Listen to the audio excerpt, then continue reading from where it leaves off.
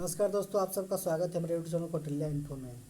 अभी रसिया के साथ काफ़ी बुरा हुआ है। अभी कल की बात है, अभी जो FATF है उसके जो मेंबरशिप से रसिया को बाहर निकाल दिया गया है। ठीक है, अभी जो वेस्टर्न मीडिया हो तो यही बोल रहा है कि रसिया किक आउट फ्रॉम FATF, मतलब रसिया को लात मार के बाहर निकाल दिया इस ग्रुप से।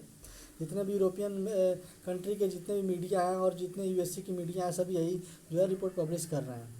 तो काफ़ी ये एक तरह से आप देखो तो काफ़ी इसका पॉलिटिकल जो टूल की जैसे इस्तेमाल किया जा रहा है FATF के लिए, काफ़ी गलत है ये। और इसका आप देखोगे कि जो हेडक्वार्टर है वो फ्रांस में है, जो है पेरिस में। और इसका इंडिया के ऊपर बहुत ज़्यादा इम्पेक्ट आएगा, क्योंकि अभी अगर मान लो इसको रसिया को कभी मे बी फ्यूचर अगर कुछ महीने बाद अगर इसके जो 3 लिस्ट होते हैं, ग्रे लिस्ट, वाइट लिस्ट और ब्लैक लिस्ट, मे बी अगर ब्लैक लिस्ट या ग्रे लिस्ट में डालेंगे तो इसमें इंडिया को वोट करना पड़ेगा, या तो खिलाफ वोट करना पड़ेगा या फिर सपोर्ट में वोट करना पड़ेगा। तो काफ़ी ज़्यादा प्रेशर आएगा इंडिया के ऊपर, क्योंकि अभी तक जो है इंडिया ने अपनी पॉलिसी अपना रखी थी कि एब्सटेन कर लेता था, कहीं भी रसिया के खिलाफ जो है इंडिया ने वोट नहीं किया है। तो काफ़ी ये मतलब बुरा कह सकते हो आप रसिया के लिए। अभी सोच के देखो कि पाकिस्तान जैसा कंट्री जो कि टेरर फाइनेंसिंग करता है, ये पूरी दुनिया जानती है, और वहाँ आतंकवादी जो है वहाँ कोहराम मचा रखे हैं। लेकिन पाकिस्तान जैसा कंट्री जो FATF की ग्रे लिस्ट में था, उससे उसको बाहर कर दिया गया। और जो रसिया है, रसिया को जो पूरा मेंबरशिप है, मेंबरशिप से बाहर निकाल दिया गया। सोच के देखो कितना मतलब इसका पॉलिटिकल टूल जैसे इस्तेमाल किया जा रहा है। और अभी ये जो वेस्टर्न कंट्री है, इनका ये कहना है कि रसिया यूक्रेन वार का जो 1 साल हो गया है तो इसका कोई निष्कर्ष नहीं निकल रहा है, इसीलिए जो हम रसिया को इसके मेंबरशिप से बाहर निकाल रहे हैं।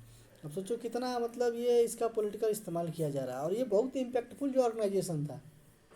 अगर किसी कंट्री को FATF की ग्रे लिस्ट में डाल दो तो उनकी GDP जो है स्लो हो जाती थी, उनमें जो जो बाहर की कंपनियां हैं वो इन्वेस्टमेंट करना बंद कर देती थी, जो विदेशी मुद्रा भंडार है उनका पूरा गिरना शुरू हो जाता था, और उनका रुपया जो है मतलब वहाँ की जो लोकल करेंसी है उनका जो है वैल्यूएशन कम होने लगता था।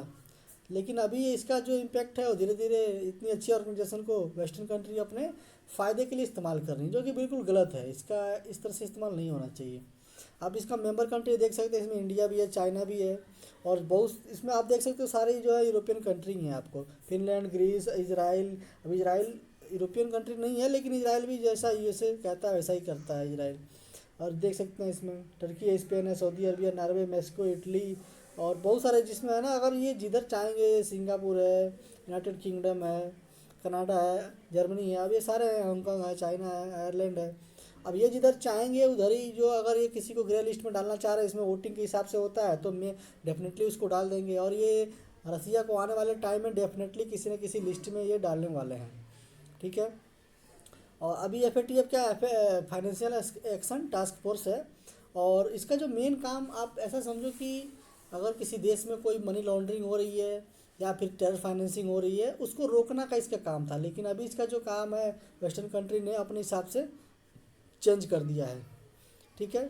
और अभी इसके साथ साथ रसिया को तो इन लोगों ने मेंबरशिप से हटा दिया, उसके साथ साथ जो है साउथ अफ्रीका आपको पता है कि काफ़ी अच्छी कंट्री है, उसको इन लोगों ने ग्रे लिस्ट में डाल दिया। सोचो, सिर्फ इसलिए कि अभी क्या है कि साउथ अफ्रीका ने काफ़ी जो है नवल एक्सरसाइज किया था रसिया और चाइना के साथ बड़े लेवल पे, सिर्फ इसी वजह से साउथ अफ्रीका को है ग्रे लिस्ट में डाल दिया गया। आप सोचो, मतलब जो कंट्री चाइना और रसिया के साथ जा रहा है या फिर अगर रिलेशन अपना बिल्डअप कर रहा है, उसको जो वेस्टर्न कंट्री हैं उसको ये ग्रे लिस्ट में डाल रहे हैं। और ये एक तरह से अलार्म का काम कर रहा है, मतलब संकेत दिया गया है साउथ अफ्रीका को कि अगर मे बी इन फ्यूचर रसिया और चाइना के साथ अगर रिलेशन रखोगे ज़्यादा डीपली, तो आपको ब्लैक लिस्ट में भी डाला जा सकता है।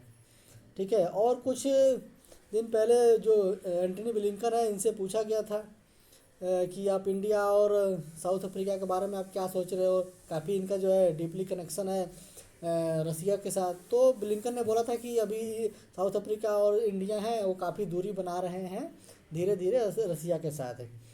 तो अब ये हालांकि इंडिया के साथ तो ये लोग ऐसा कुछ कर नहीं पाएंगे, क्योंकि इंडिया बहुत स्ट्रॉन्ग कंट्री है, इंडिया अपने आप में एक सुपर पावर है, तो इनकी औकात से बाहर है इंडिया। इंडिया को तो किसी तरह से लिस्ट में डाल नहीं सकते। अब लेकिन साउथ अफ्रीका को इन लोगों ने ग्रे लिस्ट में डाल दिया है। तो काफ़ी इसका पॉलिटिकल इस्तेमाल किया गया है।